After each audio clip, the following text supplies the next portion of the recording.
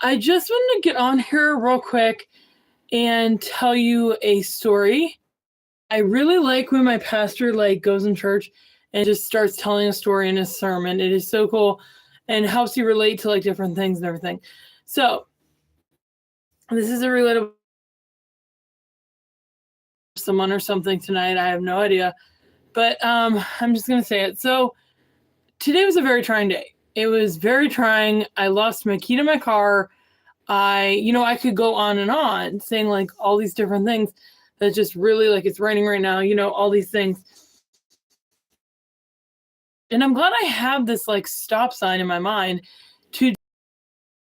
I just was but I forget what it was, but I was thankful for the things that happened good in the day. I didn't get in a car wreck, different things that could have happened. So I wanted to just impress things can be really, really tough. I'll give you an example. I almost weigh 300 pounds. I am 298 something. And it was hard to see that on the scale today. And I just was kind of upset, kind of wow. And that really a few years ago began to almost break because I've been walking with this 300-pound body. And so I had to take a what's it called, a soak in Dr. Teal's bubble bath because it would have just broke or whatever. So things like that were I went to Honda to get my car fixed and they charged me a diagnostic fee when they shouldn't have diagnosed, did it for free because it was a recall. There's just so many things in my life that are depressing. But I have this habit now in my mind that when something really crappy happens, you just turn to God and you're just but I'm still thankful. And it's really difficult to do because you just want to go in that loop of just thinking all these thoughts or thinking about giving up or giving in or just whatever. But it's really interesting because in those moments, that being said, in those moments, God, if you thank God in the moments where you feel the worst, that's when it really shows. It shows your courage. It shows that, that you really believe in God and you really trust in him and his plan. And I don't know, whoever liked this, thank you. Okay, so it's this. When you're babysitting, okay? You're babysitting this little kid, and this kid's 2 or 3 or whatever, they're pretty young, and you're just and it starts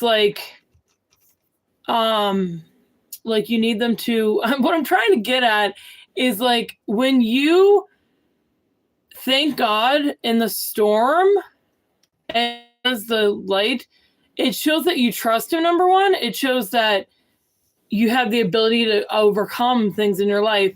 And it shows that you trust his plan, that you trust that he loves you and this is part of his plan. I think the third one, that one, is the most hardest to do. Trusting in God's plan is not always easy. And we see that countless times throughout the Bible. Commented hi, E10. Hi, E10. Subscribe. I'm that little subscribe person. No, but welcome. Hi.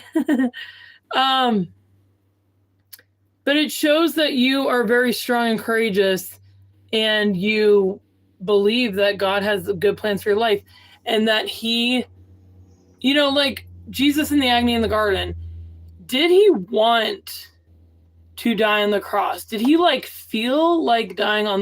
I am so sorry. It just went out for some reason. I hate when that happens. Maybe if I move it that way. Can everyone hear me clearly? I don't know. I hope so. I hope this isn't but when he went into the agony in the garden, he was really in agony. These moments where he was praying to God the Father, he was in anguish. And I mean, you can imagine, like, he's God. He, oh, okay, thank you. He's God, but he doesn't want to die on this cross. He doesn't want to take on the sufferings of mankind and the sins and getting to the power. So like all this stuff is going through his mind. Hi, Ocean, Luke. Hi. All this stuff is going through his mind, and just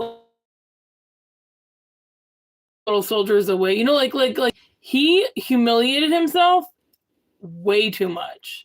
And I'm not saying too much. I'm just saying like he didn't have to do what he did. But I think Jesus did it for a lot of different reasons. I think one of the reasons he made it so tragic is because he wanted to show how ugly sin was, and he wanted to show how loving he was. I'm sorry, I'm like crying. But he wanted to show how loving he was. So when his arms were out,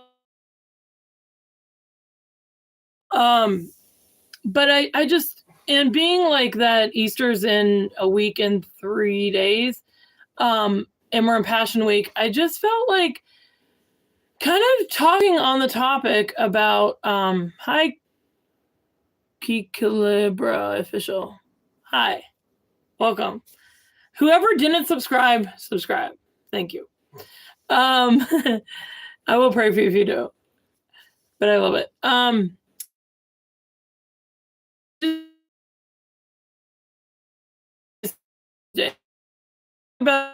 I was eaten. Thank you. I like need to get a tooth pulled. It's crazy. Okay, so back to what I was talking about, Jesus. Eaton did it. Eaton definitely did it. Where am I from? Guess. Okay, so, but back to Jesus, I believe that like we could go through every single mystery of the rosary. Not quick, but like just go through it. So, and Jesus, this is exactly out of the Bible, by the way.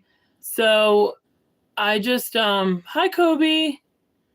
But I got this out of the Bible, and I don't know, this is through like research and things that I've done about Jesus's passion. So he was coming from, I forget where it was, he was coming to the Garden of Gethsemane, which is like a farming like garden. It was also the Garden of Olives, where they would take the olives and turn them into like oils and stuff. And he went to this place to pray. Judas knew that he went to that place. Went there often. I'm sorry, I just.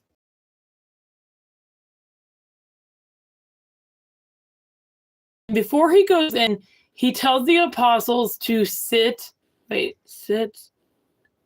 here and while I go pray. And he takes Peter, let me think, Peter, is it Peter, James, and John? Yes, Peter, James, and John. And he prays to,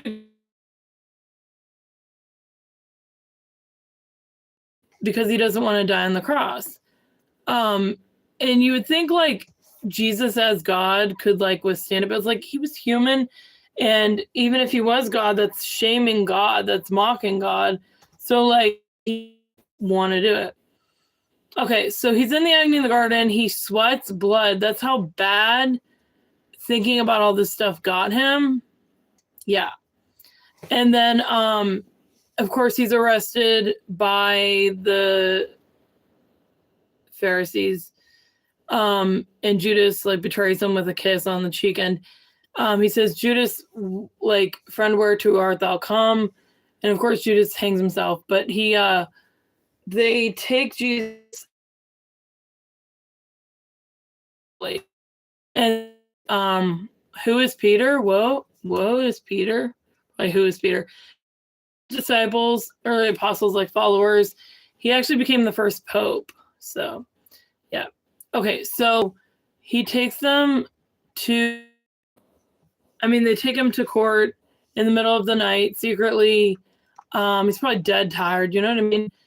And they start like accusing him of things, and then they say it was blasphemy that he said he was the Son of God.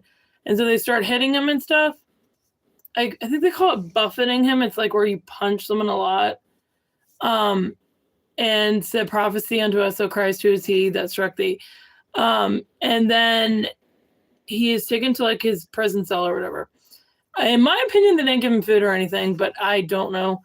And he is brought before Pontius Pilate. Pilate, no. But he's one of those like weird, scared people that is just like, oh, well, like, so to appease the people, he's wanted Jesus to get scourged at the pillar. And scourging in those days was like very brutal. And it actually was a form of like death. Like you would scourge someone so much that they would die. Of course, Jesus did not die. So he was scourged at the pillar. Then it says the soldiers brought in a crown of thorns and plaited it and put it on his head. And then they mocked him, saying, "Hail, King of the Jews," spit in his face, took the reed from his hand and struck his head. And then after that, Jesus was accused or condemned to death, and he had to carry his cross to Calvary with scratched up, scourged body and everything. And then he died I wanted to go through the stations though. So stations of the cross are really easy. So it's like the first one, he's condemned to death. Second one, he takes the cross and embraces it. Third one, he falls. Fourth one, he meets his merciful mother. The fifth one, Simon helps him carry his cross. The sixth one, Veronica wipes his face with her veil. The seventh one, he falls again. The eighth one, he tells the woman of Jerusalem, "Don't weep, not for me, but for your children." The ninth one, he falls the third time. The 10th one, he is, the 11th one, he's nailed to the cross. The 12th one, he dies, taken down from the cross, and 14th one. So this is what I'm talking about, though. Like, Jesus went through so much stuff. And it's just like, if you actually meditate on the mysteries of the rosary or like his passion or anything, you can see clearly that like Jesus loves us. Like no one would die for our sins and like release us to go to heaven. You know what I mean? Like now we have a ticket to heaven. It's just so great. But yeah, I just want to share that Jesus went through so much, and I don't know. I just really think he loves us more than we know, But I'm getting so tired. It is so late here. But yeah. So does anybody have any questions? I'm here if anyone needs to talk about anything, but I am gonna go here soon. Did I just say that right? I don't even know. And maybe I could sing. It's raining outside right now. It's like rain on the window. I could sing a song. Oh, sacred head surrounded by crown of piercing thorn. Oh, bleeding head so wounded, rib out and put to scorn. Death's pallet who comes all the glow of life decays, tremble as they gaze. Okay, so anyway, guys, I guess you guys don't have any questions or anything.